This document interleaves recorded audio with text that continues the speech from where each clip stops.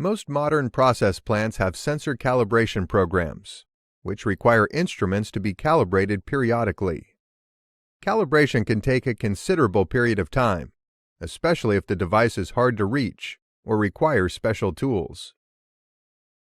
In order to minimize the amount of time that it takes to perform a sensor calibration, I would first do an as-found check on the instrument. This is simply performing a calibration prior to making any adjustments. If the current instrument calibration is found to be within the stated tolerance for the device, then recalibration is not required. To perform an as-found check, an accurate and precise instrument is used to develop process signals corresponding to 0%, 25%, 50%, 75%, and 100% of the process range of the transmitter. The corresponding transmitter output in milliamps is observed and recorded. This is called a 5 points check. Then, in order to check for hysteresis, a phenomenon whereby the sensor output for a process value is different going downscale as it is going upscale, the output signals corresponding to 100%, 75%, 50%, 25%, and 0% in order are recorded. The deviations at each checkpoint are calculated and compared to the deviation maximum allowed for the device. If the deviation is greater than the maximum allowed, then a full calibration is performed. If the deviation is less than the maximum allowed, then a sensor calibration is not required. Let's assume that the maximum deviation tolerance is 0.5%. Using the data from the calibration chart, we see from the graph that the deviations are all less than the maximum deviation allowed of 0.5%. Therefore, no additional calibration is required.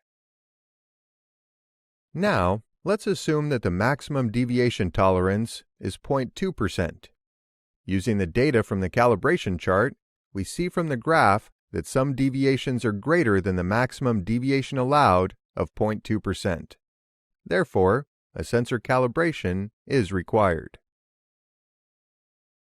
To calibrate, we need a very accurate process simulator.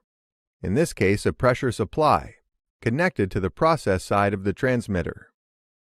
A current meter is attached to the output to measure the transmitter's 4 to 20 milliamps output.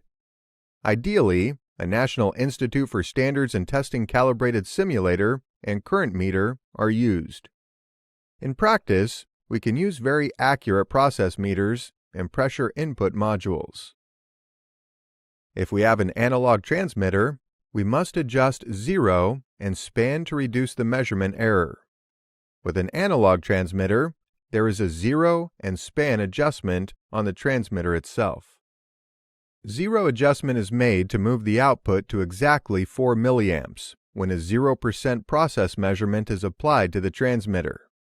And the span adjustment is made to move the output to exactly 20 milliamps when a 100% process measurement is applied. Unfortunately, with analog transmitters, the 0 and span adjustments are interactive. That is, adjusting one moves the other. Therefore, the calibration is an iterative process to set 0 and span, but only 2 to 3 iterations are usually required. With a digital transmitter, we can adjust the incoming sensor signal by adjusting the analog to digital converter output, which is called sensor trim, and/or the input to the digital to analog converter in the output circuit, which is called 4 to 20 milliamps trim, or output trim. After calibration, the errors are graphed once again. As with the as-found values, there is some degree of hysteresis. However, the maximum deviation has been reduced from 0.38% to 0.18%, well within the tolerance of 0.2%.